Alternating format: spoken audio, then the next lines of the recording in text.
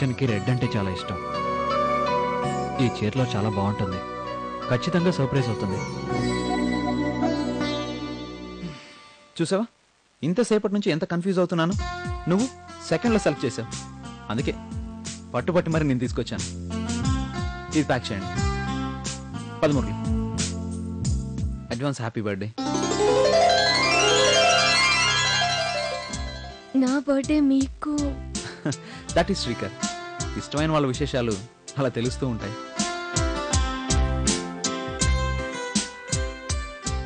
Thanks. This is for you. నీ పుట్టినరోజు సందర్భంగా నాదో చిన్న కానుక.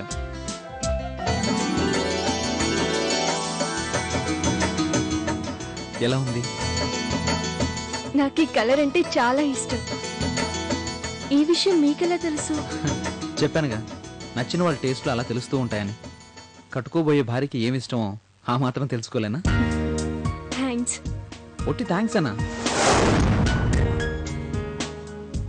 ఇంకేం కావాలో చెప్పండి. రేపు నీ బర్త్డే పార్టీ కావాలి. ఎక్కడిస్తావు?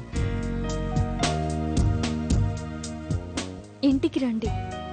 అమ్మా నాన్న ఉంటారు కదా. ఓకే, తప్పకుండా వస్తాను. కానీ ఓ చిన్న కండిషన్.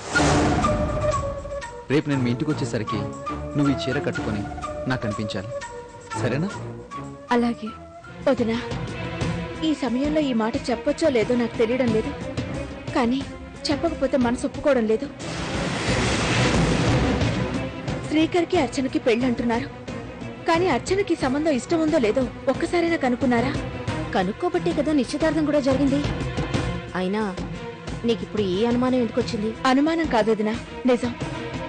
అర్చన మనస్ఫూర్తిగా ఈ పెళ్లి ఒప్పుకుందా? ఒప్పుకుంటే అంత ముభావంగా ఉంటుందా? ఆ కళ్ళల్లో బాధ గమనించలేదా? సితారా? అవునొదినా, అర్చన ఇష్టపడి పెళ్లి ఒప్పుకోలేదు. సితారా, ఏం మాట్లాడుతున్నావు నువ్వు? శ్రీకర్ రేపు పెళ్ళయ్యాక ఎలాంటి ఇబ్బందులు పడకూడదు. శ్రీకర్ లైఫ్ బాగుండాలి. మీరు అర్చన్ని చూడకముందే, శ్రీకర్ అర్చనని ఇష్టపడకముందే. వదినా,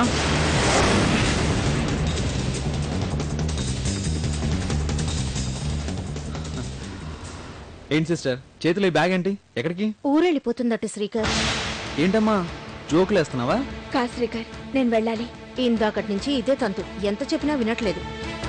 ఎక్కడికి వెళ్ళేది? నా పెళ్లి చూడకుండా నువ్వు వెళ్ళిపోతావా?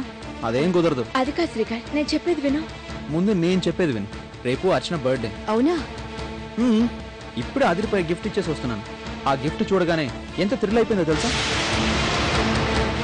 ఆ సిస్టర్, నువ్వు గాని మా ఇద్దరిని చూసుంటే కుళ్ళుకునేదానివి. అంతేనా? రేపు లంచ్ కూడా ఇన్వైట్ చేసింది. నేను ఇంత థ్రిల్ ఫీల్ అవుతుంటే నువ్వు వెళ్ళిపోతానంటావేంటి? ముందు బ్యాగ్ లోపల పెట్టు. శ్రీకర్, సరిగ్గా 12 గంటలకి అర్చన ఎదురుగుండా వెళ్ళి హ్యాపీ బర్త్డే అని చెప్పాలి. అదే నా కోరిక. కానీ టైం గడవట్లేదు. శ్రీకర్, ఇంత అర్ధరాత్రి వేళ విషయం చెప్పడం అవసరం అంటావా? అంతగా ఆశలు పెంచుకోవడం దేనికి చెప్పు? అదేంటి అంత మాట అనేసావు? ఆ అవసరమే లేకపోతే ఇన్ని అవస్థలు ఎందుకు? ఆశ పెంచుకుంటేనే కదా ప్రేమను పంచుకోగలం. అయినా కాబోయే భార్యను సర్ప్రైజ్ చేయడంలో అవసరాలు ఉండవు, ఆనందం మాత్రమే. అది కా శ్రీకర్. సిస్టర్, ఏమైంది? టైం అయింది, పద. అది కా శ్రీకర్, నేను చెప్పేది కాదు. అబ్బా, సరిగ్గా 12 గంటలకు అర్చన ముందు ఉండాలి. తనకు విషయం చెప్పాలి, పద. శ్రీకర్, అది నువ్వు రా సిస్టర్. అర్చన, నీ ప్రతి పుట్టినరోజుకి నేనే ముందుగా విష్ చేసేవాడిని. అందుకే ఆగలేకపోయాను. ప్లీజ్ మురళి, వెళ్ళిపోయి ఇక్కడి నుంచి. ఒక్క 2 నిమిషాలు ఉంటాను అర్చన. ఆ 2 నిమిషాలు నేను చూస్తూ గడిపేస్తాను. అయ్యో మురళి, నీకు చెప్తే అర్థం కావట్లేదు. మా వాళ్ళు లేస్తారు. నీకు దండం పెడతాను, వెళ్ళు. ఇదిగో, ఇది తీసుకో అర్చన. నాకేమొద్దు, వెళ్ళు. ప్లీజ్ అర్చన, నీకోసం తీసుకొచ్చాను, తీసుకో.